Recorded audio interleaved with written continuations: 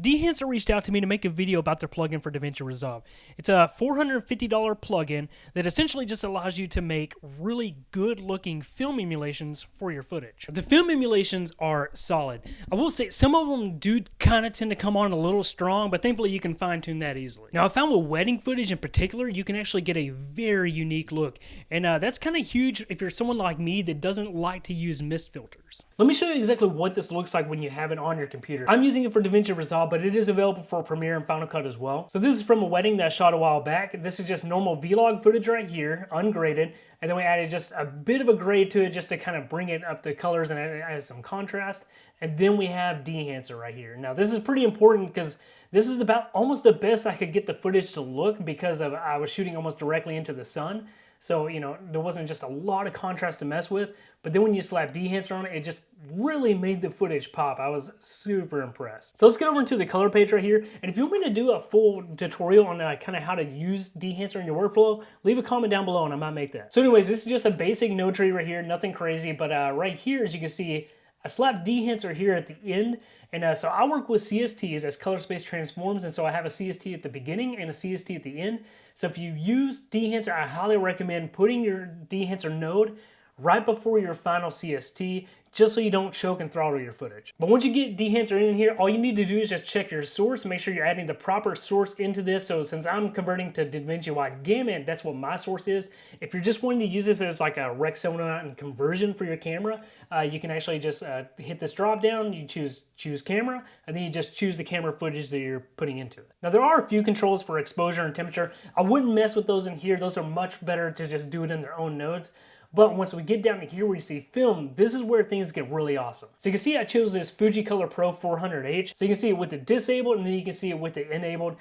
Just added a really, really nice pop. And thankfully on all these film looks, if they ever come in too strong, you can even dial them back a bit and kind of tone it down some. Now once you've found your film look that you want, you have a plethora, as you can see right here, just a plethora of options of how this film actually looks, and you can kind of change it up a bit. You can adjust the exposure of the actual film itself, the black point, the white point. Like, it's pretty insane the amount of control you have over these film looks. And then of course you get to your film grain. The film grain is very good. Like, it's a really realistic film grain. I'm going to turn this off. You can kind of see just how good it is. I barely have any film grain applied, and it just looks really freaking good. Then of course halation, bloom, absolute must. Now halation, you know, some people can take it or leave it. I like throwing it in there just lightly. You know, I don't want to get too crazy with it.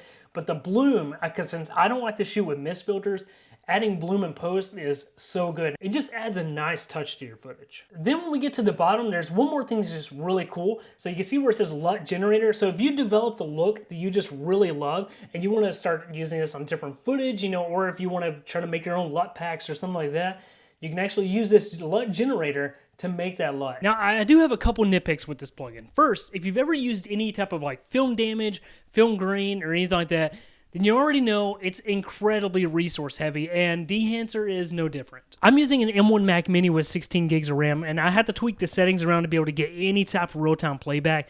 So unless if you have just a really beefy machine, I would definitely save this to the very end of your workflow.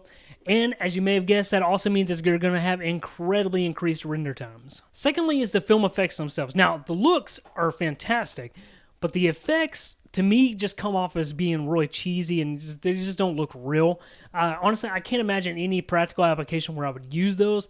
Thankfully, you can turn those off. You don't have to use them, but for me, they just kind of feel like a wasted feature. But thank you to dehancer for reaching out so I can make this video. Of course, they didn't pay me. They just gave me a free license to try. Future backs here, I needed to mention that dehancer recently just came out with their mobile app as well. So it allows you to pretty much do everything that the desktop version can just on your phone, which is especially handy if you have like the new iPhone 15 that can shoot log.